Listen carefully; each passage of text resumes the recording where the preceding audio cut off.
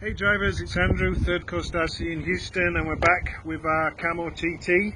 Like I said, we were going to do another video where we change it up a little bit. So what we did is I went into this little hatch here, undo the 4 screws, this pops straight off, undo the grub screw on the pinion. We took the 13 tooth pinion out and we have put in a 17 tooth pinion, which is the biggest pinion you can fit in this car. The motor can move across to accommodate the bigger pinion, but that's about as far as it will go. A 17, I don't think you'll be able to get anything bigger than that in there. A 17 compared to a 13 is what, I'm doing the math in my head, about a 30% increase in gearing. So we've got the 2S battery in here now, same battery in that we were running it on in our part 1 video, and what we're going to do is we're going to run it now with this 3S battery in here, sorry 2S, with this 2S battery in, but with the increased gearing, to see if we get an increase in the speed on the truck, and I'm pretty sure we will. Last time we ran the truck, the motor was very cool. Got my temperature gauge here, so we'll be able to test what temperature the motor's at. So without further ado, let's get this guy on the street. Radio on first, truck on, there we go. Then when we finish doing this, we've got a 3S battery here that we're going to use. So we'll walk over here.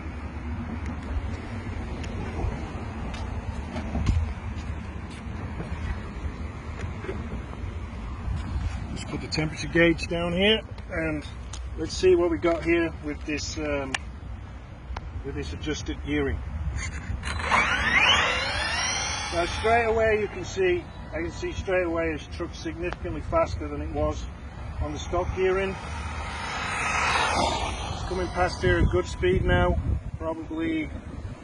That's probably doing, I'd estimate that's doing 35 to 40 miles an hour now. Get a car. There's a car coming up the street, and we'll see how we do against this car. Let's accelerate him. So we're slightly faster than the car going down the street there, who's probably doing 35 miles an hour. So that gearing change has really picked this car up on 2S power. It is significantly quicker. I'm going to do a couple more high-speed runs. It's a very hot day here in Houston, mid-90s, and I'm going to bring the truck back over here, and just hit the low voltage cutoff, I think, because that battery wasn't fully charged.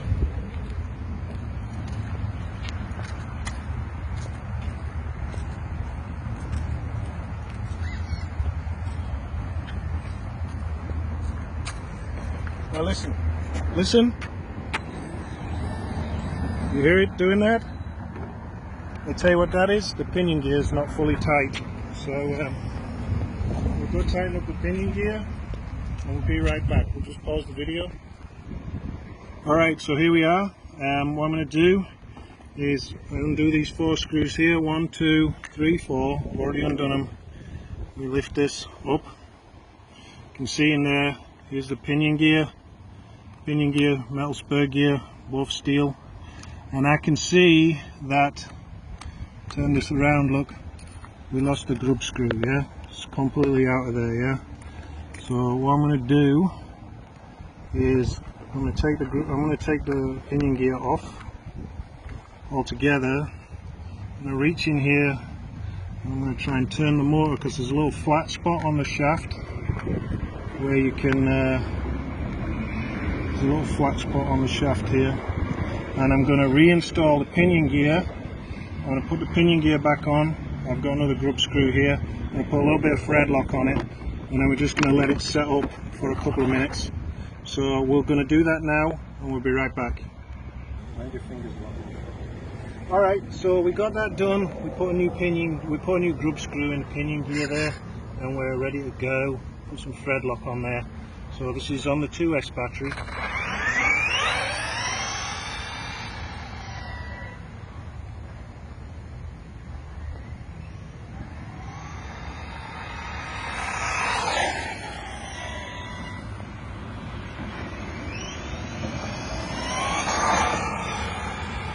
I did stiffen the front suspension a little bit to try and help with the rollovers in the corners that we were experiencing. A combination of the soft suspension and these super grippy tyres on this high traction surface make you really want to roll over in the corners a little bit, but that can all be worked with the suspension. So we're getting good speed there now. I'm just going to do another couple of runs, full speed.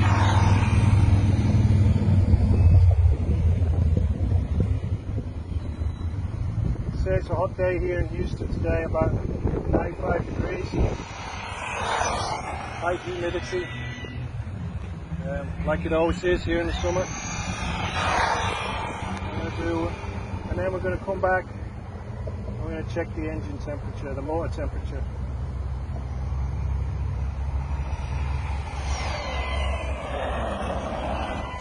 So here we are, real quick. It takes a few minutes for the motor to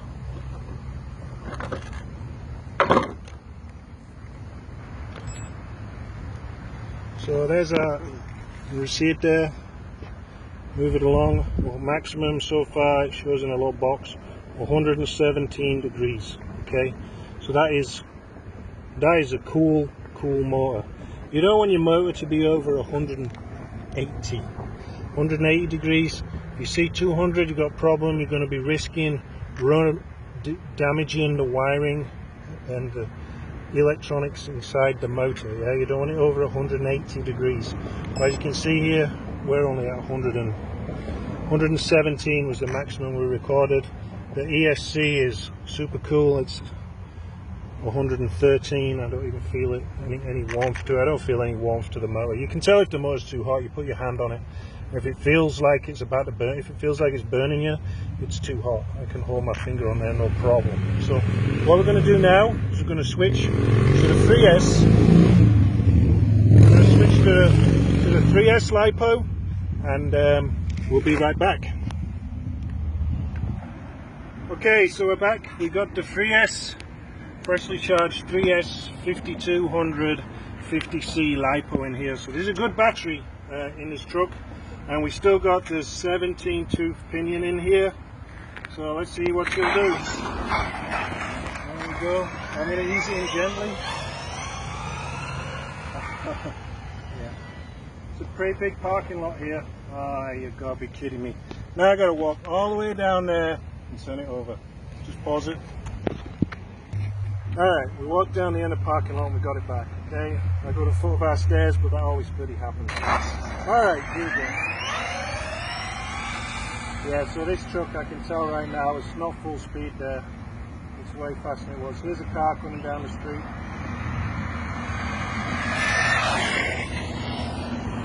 Easy for us to pull away from him there. I had to brake pretty sharp there, caused a little rollover. So right now this truck, I would say, is probably doing 40, 50, close to 50 miles an hour. Yeah, you just got to be progressive with the braking, and it slows down good.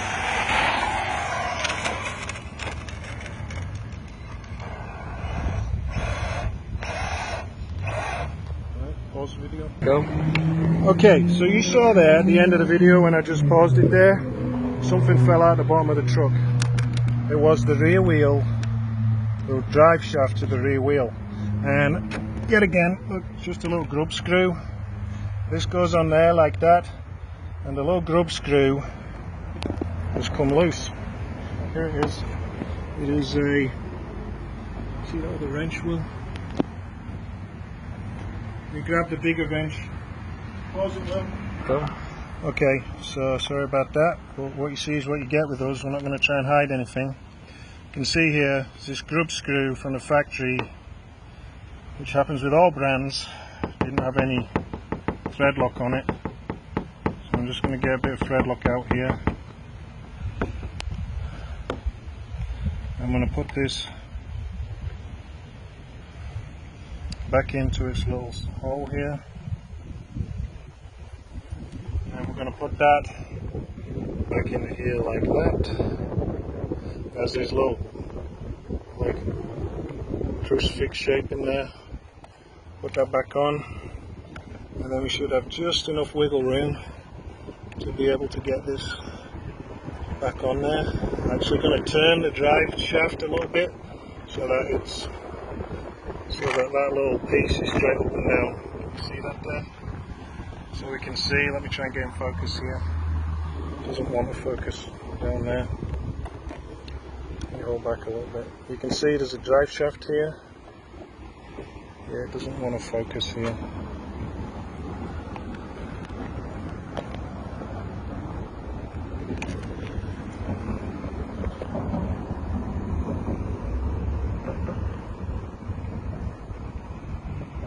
There, so you can see that there's a little drive.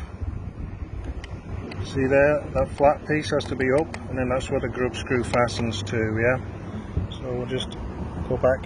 Here you go, what cameraman's name is Will. So we're going to return that so that now we can get this onto there like that. Make sure this sucker is tight. There we go, I'll tighten it as much as I can. I'm just going to check the other one. Here's the other one at the other end of the universal joint. That one's tight. This one had just come loose. So that was nothing to do with running the 3S. We didn't break anything. It was completely a little bit from the factory. Just going to cinch this up, give it a little bit more leverage. There we go. I'm going to go straight back on the ground. Okay, so we fixed that little problem with the grub screw coming loose on the universal. So we're going to go again and just see what the speed of this puppy is now. So feeding the power in, hit the end of the parking lot, we bring it back round, full speed pass, feeding the power in. It's very quick now. It's like double the speed of the cars on the street. So that must be, I'm not going full speed there going down, I'm going to wait till I come back. That must be doing 50 to 60 miles an hour, I think. I don't have a radar gun here. You hear me pull the trigger there to get full speed, overshot onto the grass a bit. Here's a car coming down the street, we'll easily beat him. Half throttle there and we're pulling away from him. So no problem, and he's probably doing 40 miles an hour there.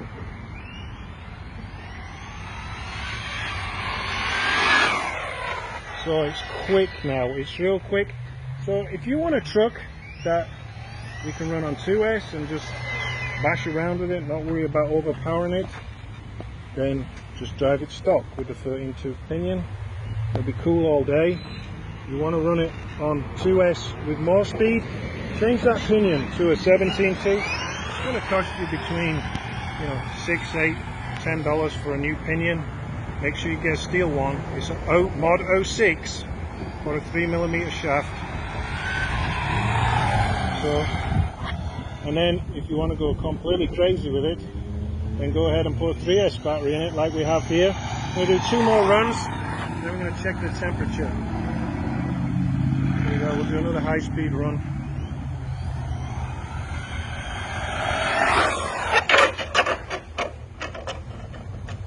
Looks pretty tough. That was me trying to avoid that water. It's coming out of the sprinkler. Turned too sharp, flipped it over.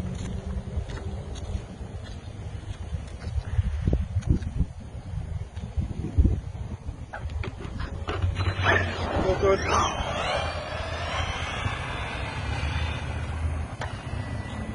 So they're just going through the wall.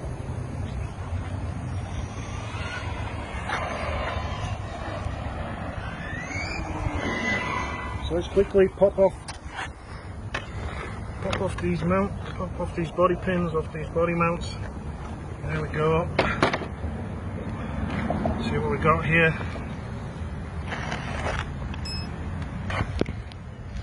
It isn't much harder than it was last time when we were on 2S 130. So what we saw last time was 117. Was it 117? I think what we saw last time. Now we got 130 on this TS. So still, that's no problem at all. There's no risk of damage to the motor or the ESC at those temperatures. ESC is at 125. So no problems there at all. So like I say, this is handles very much like the Traxxas Slash. It's got the same soft suspension setup that Traxxas Slash has. It was obviously aimed as a direct competitor to it. It's got a more unique suspension design. We do need to stiffen up the suspension a bit. Might even think about changing the springs to some slightly stiffer springs. But for surfaces with less traction than this asphalt, I think these tyres will be good. They just have a lot of traction on this asphalt. They are quite soft and very grippy. But this is a great alternate to the Traxxas Slash. You can see it's tough. We did some running there, rolled it over a couple of times, pretty hard. We've got no damage to the truck, no signs of anything going on in the diffs. And it's very easy to work on, this truck. It's much easier to work on than a four-wheel drive Slash, I'm going to tell you that for sure. It's easy to get to everything, especially the rear differential. If something goes in there, it's very easy to change it out. And you can get some hop-ups for this truck, aluminum parts, upgraded drive shafts, things like that. So it's a good alternative. A little bit different. It's got a very cool looking body on it. Save yourself $100 that you can put towards batteries. If you're interested in one of these trucks, drop us a message. We do ship them out all over the country, all over the world, but we won't be shipping it with batteries, LiPo batteries in it, if it's going international. But apart from that, we look forward to seeing you next time. Please subscribe to our channel and check out our website and our Facebook page. Look out for us on Instagram, all ThirdCoastRC, and we'll see you next time. Thanks guys, bye.